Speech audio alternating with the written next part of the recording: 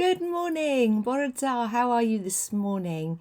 Another week ahead of us, and after a frantically busy weekend, Ask Show, lots of services, lots of people, and I need to try and find some space in my week to just sit still for a minute and to pause. Believe it or not, I'm an introvert and I recharge in quiet spaces, and I'm not getting many of them at the moment.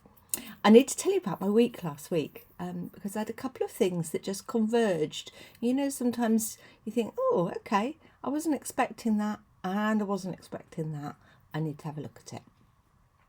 So I did assembly in the school, collective worship in the school, and chose a passage from Jeremiah to do with branches and trees and being nourished by God. And it was a good enough little assembly. And then we had a bit of a family disaster on, it was the same day, the family disaster. Yeah, it was on the same day as the collective worship. And when I was reflecting on the family disaster and what that all meant, the same Bible passage that I had chosen for the children for collective worship actually fitted and made me rest a little bit. And I thought I would share that with you, that sometimes we have to have our eyes and ears open to things we're not expecting. So the little family disaster was that my son is in Europe with his girlfriend, and they had their passports stolen in Rome. And they're only 22, they're 22, but they've never had that happen before, nor have I. And I got wind of this just as I was going into a funeral.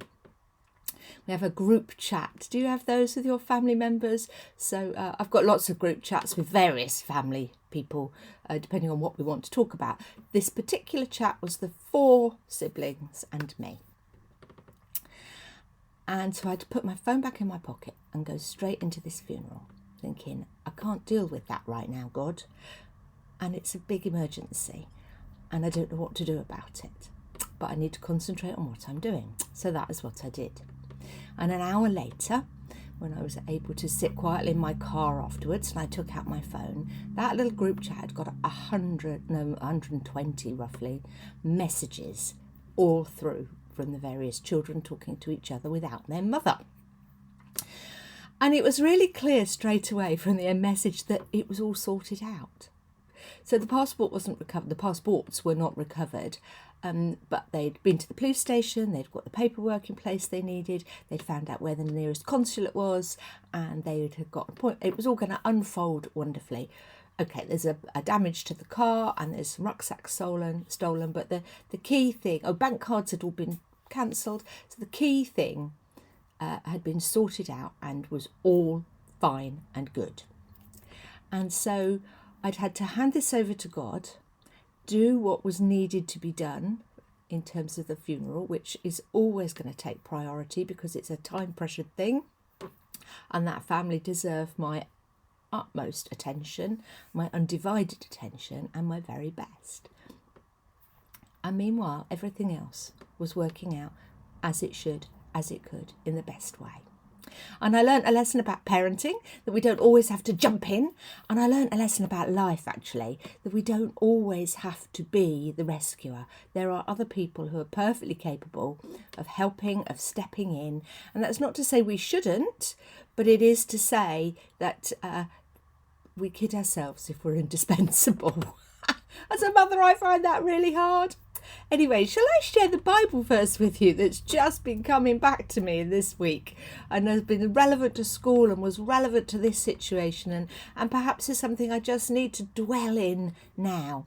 And maybe it would be helpful to you to remind you that you too do not need to rush in. There's something about fools rush in where I don't know what that is, but you'll know it, I'm sure. And I'm just mindful that sometimes it's okay to take a breath and say, hang on a minute, am I the best person to do this? Have I got capacity to do it right now?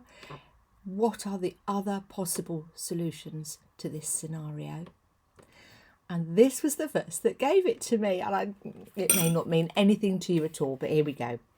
It's from Jeremiah, and it's in chapter 17, and it's verses 8 to 9.